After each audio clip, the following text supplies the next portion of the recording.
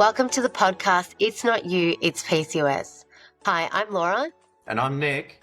We are two expert accredited practicing dietitians and nutritionists specializing in nutrition for PCOS and fertility.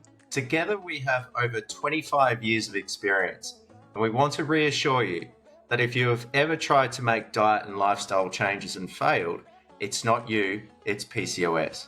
Stay tuned as we share our favorite evidence-based nutrition and lifestyle tips that we use with our own clients every day, so that you can start to feel your best with PCOS. In today's episode, we're diving into some fascinating research about endocrine disrupting chemicals, or EDCs for short, and their possible link to PCOS. This is a big one because while we talk a lot about diet and lifestyle, environmental exposures are another piece of the puzzle that often gets overlooked. Yeah, that's right. And I find myself talking about these more and more, particularly when it comes to things like women's health and hormonal imbalances. So what we'll do in this podcast episode is we're going to break down a specific systematic review, which is like a study of studies. So we hold these types of studies in high regard, that actually looked at the relationship between EDCs, specifically bisphenols, parabens, and triclosans, and of course, PCOS. Now, are these chemicals contributing to the hormonal imbalances seen in PCOS? Let's get right into it. Yeah, let's break down what are endocrine disrupting chemicals. So, great question. And EDCs are chemicals that interfere with our hormones' function. They mimic or block the natural hormones, which can throw the endocrine system or the hormonal system out of balance. And since PCOS is already a hormonal condition, any outside factors that disrupt hormones could potentially make symptoms worse. Yeah, and we don't want that, right, Laura? So some common EDCs include bisphenols like BPA, and you'll find BPA everywhere. So it's found in plastics and food packaging. So think like your water bottle that you buy from the servo, down to the plastic lining in the tin of your legumes. We've also got parabens, so used in preservatives in cosmetics and personal care. So it's important to check what's actually in your cosmetic products and make sure that you're going for paraben-free or less paraben products. And then you've got the triclosans, which I always get a bit stumped by as to how to pronounce them. That's the antibacterial agent found in some soaps. So obviously, once again, just checking the ingredients list or the chemical list within the products that you're using. So what did the review actually find? That's the question, right? Like, what did these studies look at? So from 2007 to 2022, they analyzed how these chemicals might be linked to PCOS. One of the standout findings was that women with PCOS tend to have higher levels of BPA in their bodies compared to women without, which is so alarming and definitely something that we need to be working on and talking more about.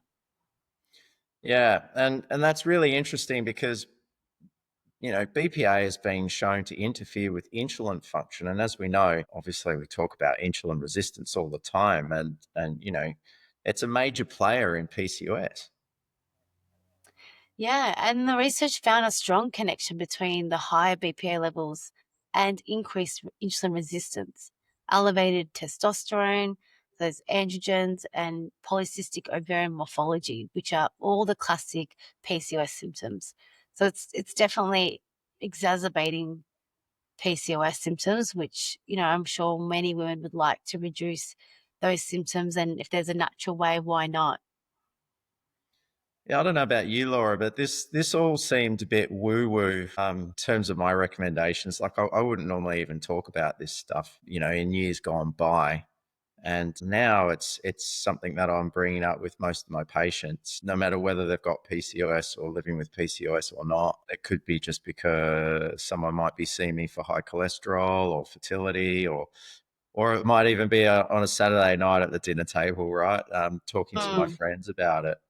And there's more. So women with higher BPA levels were also found likely to have fatty liver disease and chronic inflammation, which we already see at a high rate with PCOS. And as you know, Laura, inflammation is the butt of all disease. So this stuff really applies to all of us. Yeah, absolutely. And I am talking about it with my friends and my family members for their own health and well-being, and in every consult with my PCOS clients because, you know, having PCOS is hard. It's hard. And, we want to make sure that we're looking at all the factors that might be exacerbating those symptoms. So we want to like break down a little bit more and get to the nitty-gritty, how does it actually make those symptoms worse? Can you like elaborate on how potentially it makes insulin resistance worse? So BPA can actually, good question. I mean, yeah, like we want to know the details, right? So BPA can actually bind to certain receptors in the body, which messes with how insulin works. So when insulin isn't working properly, the body just releases more of it to compensate. So it's, yeah, the pancreas and the brain work together. They just throw out a whole bunch of extra insulin. Hmm. And we know that high insulin levels drive up testosterone production, which is a big reason why women with PCOS experience things like acne, excess hair growth, and irregular cycles. Yeah, definitely. So, and we also found like the review when talking about BPA exposure, we found that it was linked to increased ovarian dysfunction as well, meaning that it could be contributing to an ovulation, the reason many women struggle with fertility. Now, interestingly, while BPA showed a clear association with PCOS, the review found less conclusive evidence for parabens and triglycerin. Is that how you say it, Nick? I've been struggling with that one. I'm going with triclosan. Triglycerin, yeah. So that was interesting. So it seems to be that BPA does have a greater impact on affecting PCOS symptoms than the others. Do you know what one of my pet hates is? Just to be like go off on a bit of a tangent here, Laura. Sure. When people leave their plastic water bottles in their cars over summer and Mm, then drink the water, like when terrible. you heat up plastic, that BPA, those chemicals leach into the water. And then we just go and drink it because obviously we're thirsty. It's in the heat of summer. Not a good thing. No, Anyway, sorry. absolutely not. And I don't think many people truly are aware of the role of BPA and how that affects their health and PCOS and also all these other chemicals and substances that are found, everywhere. Yeah. So yeah, sorry to go off on that little tangent there. And also microwaving Tupperware. No, don't do Don't it. do it. Don't do it. It's just heating up the plastic. The plastic's leaching into the food. No. And then that's affecting our hormones, and then that's affecting our insulin, which is a Yes. hormone, of course. And then that's affecting potentially androgens, as we've talked about. Now, I know I'm banging on about plastics here, Laura, and I know we just said that the evidence for the parabens and the triclosans isn't as robust, but I strongly believe that that doesn't mean that they're not harmless. It's just this one study. We obviously need more research to understand their full effects, right? Yeah, but a few studies have actually suggested that higher paraben levels were linked to increased androgen levels. But Mm, the data isn't as strong as BPA, but it is there and it is suggestive that we do need to pay attention to paraben levels as well. And yeah, as for triclosan, the research is even more limited. So some studies do show that it may interfere with thyroid function, which is closely linked to PCOS. But again, that we do need more studies. However, if we already know that these chemicals do interrupt the hormone pathways and do build up in our bodies, it is definitely enough motivation to make the changes.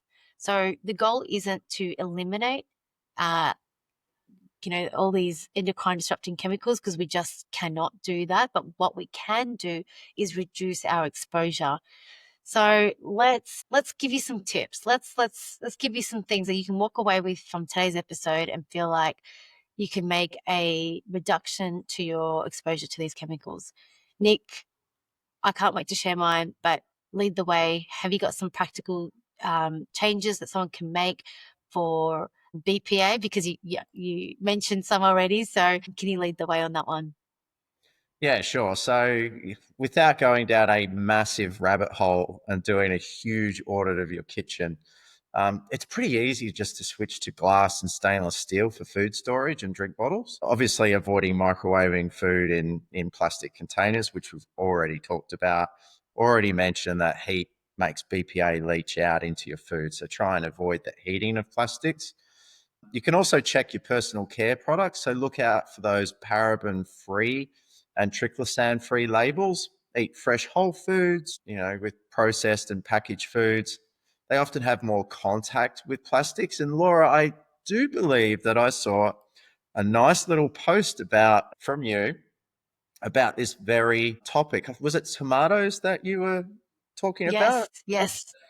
A fresh tomato on your chopping board without any plastic around it, and then the plastic covered packaging around another alternative of tomatoes. So it's happening more and more, isn't it? Where you see Yeah. those plastic or our fruit and veg arriving in our supermarkets and being sold in those plastic containers. So it's good to avoid those.